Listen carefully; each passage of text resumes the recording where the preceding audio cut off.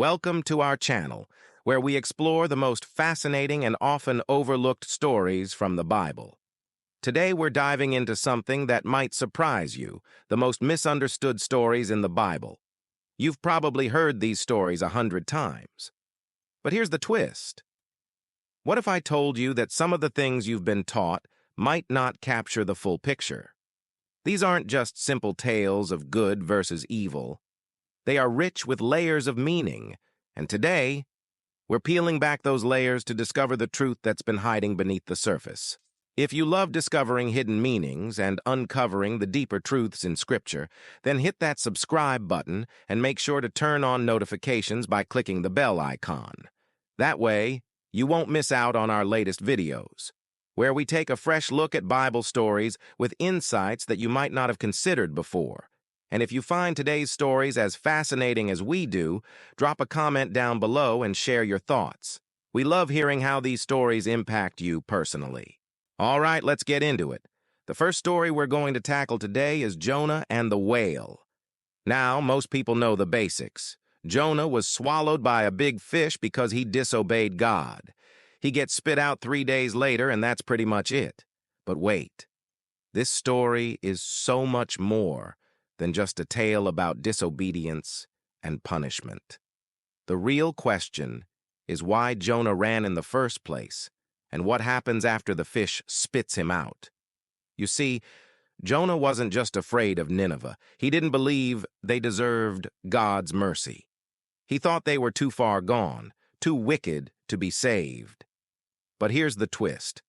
This story isn't about Jonah's fear of the people. It's about God's mercy, a mercy that extends even to those we might deem unworthy. Jonah's anger when God spares Nineveh shows us that sometimes we struggle to accept the breadth of God's forgiveness. We're reminded that no one is beyond redemption, no matter how far they've fallen. And this leads us to a bigger question. How often do we act like Jonah? How often do we withhold forgiveness from others, thinking they don't deserve it? God's mercy is boundless, but Jonah's story challenges us to examine our own hearts. When was the last time you extended mercy to someone who didn't deserve it? Or even more, accepted the idea that you are worthy of God's mercy, despite your own failings? It's a powerful reminder that mercy isn't about what we think is fair, but about what God has promised. Now let's move to one of the most iconic yet misunderstood stories in the Bible, Lot's wife. Everyone knows the scene. As God destroys Sodom and Gomorrah, Lot's wife looks back and is turned into a pillar of salt.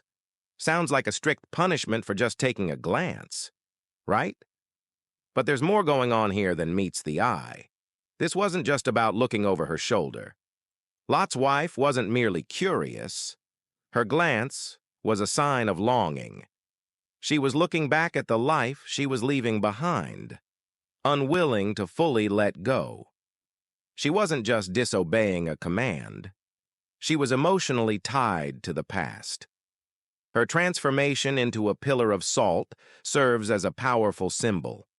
When we're too attached to what's behind us, we can't move forward with God.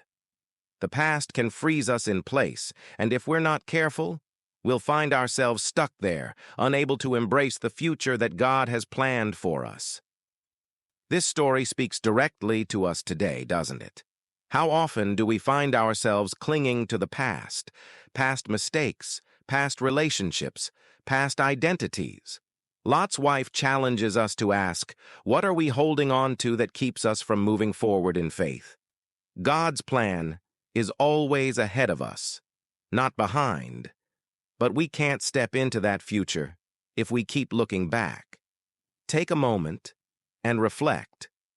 What part of your past do you need to let go of so you can walk freely into the future God has prepared for you?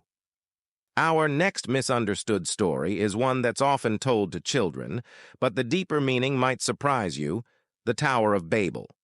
Now, the common interpretation is pretty straightforward. Humans try to build a tower to heaven, and God steps in, confuses their language, and scatters them. But have you ever stopped to wonder why God would do that? Wasn't it good that they were working together? Here's the deeper issue. This wasn't just a story about people building a tall structure. The real problem was pride. The people wanted to elevate themselves, to make a name for themselves, to reach heaven by their own efforts. It's not the height of the tower that was the problem. It was the attitude behind it. They were building out of a desire to replace God, to show they didn't need Him. And when humans get too full of themselves, things fall apart, just like the tower. Today, we may not be building physical towers, but how often do we try to build lives, careers, or reputations without acknowledging God? This story is a warning for all of us about the dangers of pride and self-sufficiency. It reminds us that no matter how much we achieve, if we leave God out of the equation, it's all going to come crashing down. So here's the question. What tower are you building in your life? And are you doing it with God's guidance, or are you relying on your own strength? Next up, Samson and Delilah, a story often told as a tragic love story gone wrong. Most of us remember it as the story of how Delilah tricked Samson into revealing the secret of his strength, and once his hair was cut, he lost everything. But here's what many people miss. Samson's downfall wasn't about his hair. His real weakness was his pride. Throughout his life, Samson repeatedly failed to honor the source of his strength, God. He used his God-given abilities for personal gain and revenge, forgetting the true purpose of his power. By the time Delilah came along, his downfall was already in motion. The hair was just the final step. So the lesson here isn't just about betrayal, it's about humility and remembering that everything we have comes from God. This story challenges us to think about the gifts we've been given. Are we using them for God's purpose, or are we misusing them for our own benefit? Samson's story is a reminder that when we take credit for what God has given us, we risk losing it all. What are the strengths in your life that you might be taking for granted?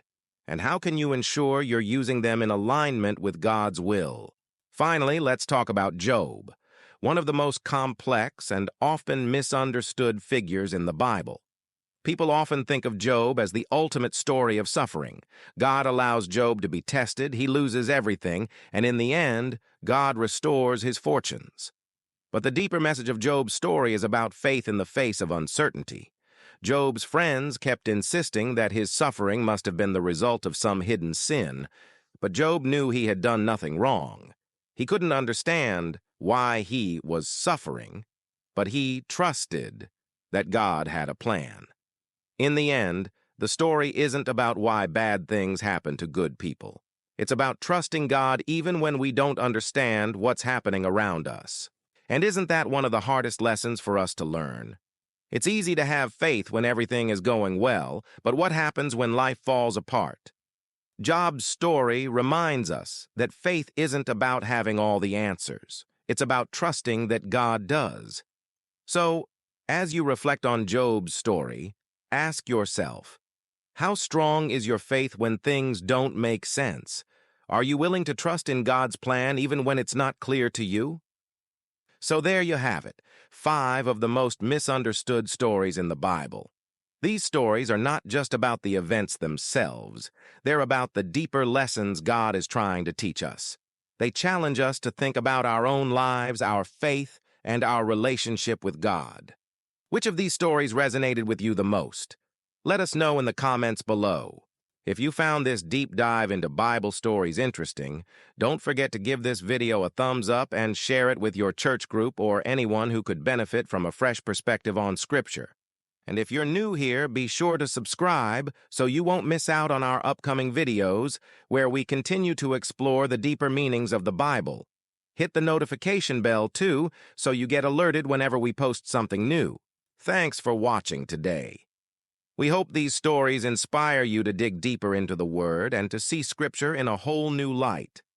Remember, the Bible is filled with layers of meaning just waiting to be uncovered. We'll see you in the next video.